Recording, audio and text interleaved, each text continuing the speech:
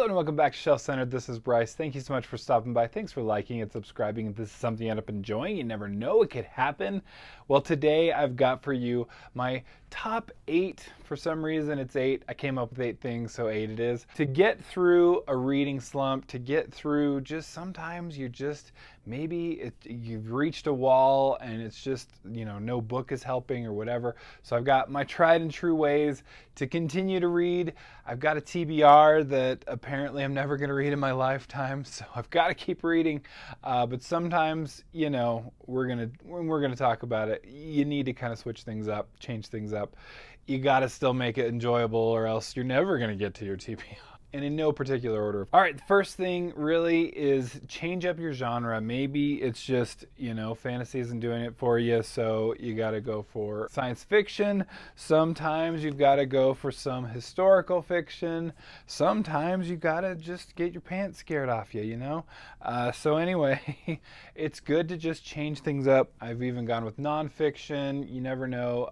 Something will kind of just, again, hit a little differently, and then you're going to be able to get back to your normal genre that you love so much, because sometimes you just, you can only read so much about the farm boy that is king, okay? As much as I love my fantasy, and I even love that trope, there's only so much you can do. So, all right, this is a fun one for me. Number 2 is going to be switch it up with like novellas and short stories. They're just like small little things you don't have to get too invested in. They're short. They are over and done with pretty quickly, right? There's a novella collection. Get some, and again, from one of my favorite authors, but non-Malazan related somehow. There you go, a novella there. Short stories from Ted Chiang, from all kinds of different authors here. I mean, from Brandon Sanderson to George R. R. Martin, all kinds of good stuff in there. Pick up a magazine with all kinds of good short stories to introduce you to new stuff. Something that just isn't going to keep you committed for too long. I know every now and then I need a good short story to just kind of break things up and go, okay.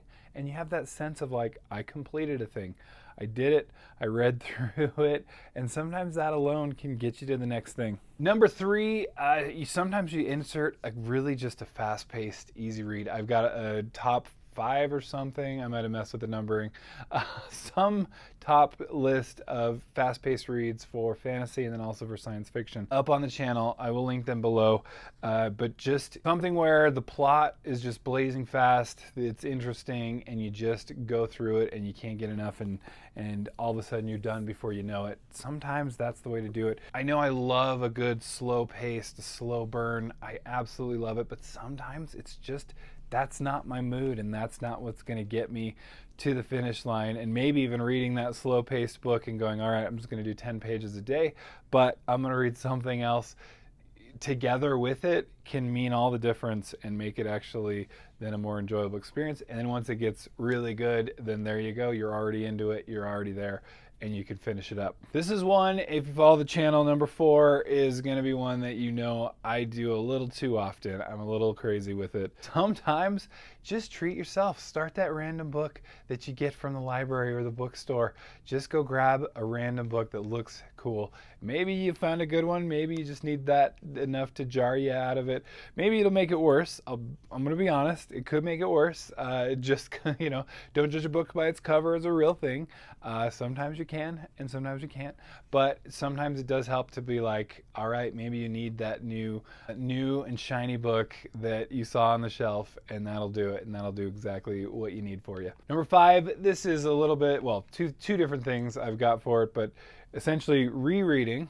So rereading books that you've already read. I've learned sometimes it's okay. I can finish the series. I have this weird block where I don't finish all the series, and then I'm in the middle of like, I don't know how many series. I've literally lost count. But to just lose yourself back into rereading. And I've done this maybe again a little too much lately because it has been great, because you realize like, oh yeah, this is why I love reading. And or either that, or go back into an author that you already love and know you're going to enjoy, know you've enjoyed before. Try any one of their newer books or older books or whatever it may be. obviously that's probably what you're doing anyway. But I'll tell you, rereading, I tried to avoid it because my TBR is so big, but just it's so much fun. I've now read Lord of the Rings at least 3 times, and Malazan, some books 3 times, some books 2 times, and so anyway, it's just they're your favorites for a reason, and you find that out again and again, and it literally, like, they still pack the punch as far as I have found out. Number 6, this is a big one. I think not enough people do, or maybe there are a lot of OCD readers. You literally do not have to finish a book that you started. I promise you, it's good for your health to DNF, to do not finish. Don't finish a book that you're not jiving with. It's okay, unless you've got to read it for school or something, or some of the classics, I do feel like compelled to read a little bit. So listen to that on audio maybe, and just again, commit yourself to certain amounts of time per day, and then read what you're actually enjoying otherwise, right? So just, you can kind of moderate it if you for some reason feel like you have to even. Moderate it, make it so that it's not consuming your life, because what'll happen is that instead of loving reading, you're going to hate reading, and then you hate read something, you eventually will give up and then not read anything, and that's sad. Nobody wants that. So essentially, you can keep your love of reading by at least limiting, but I would just say, just don't finish. It's okay. Move on to the next book. There are so many good books. I'm telling you, even if you're reading like 300 books a year, I don't think you can get to all of the good books in the world in your lifetime. And I hate to be the one to break it to you. I've had to have this midlife crisis myself. It's terrible. It made me sad that I probably won't even be able to finish the books that I own on my shelf in my lifetime, mostly because I can't stop buying them. And but even if I stopped, it would probably be a hard thing to finish all of them. There's always going to be good books, I promise you, and you do not have to finish the ones that just you're not jiving with, and it's okay. Our number 7 is change format even. So instead of just maybe reading with your eyes, listen to an audiobook with your ears, and it still counts as reading, okay, because you've read it. If you've read an audiobook, maybe you're technically listening to it, but you've read it. If you've listened to it, it's okay.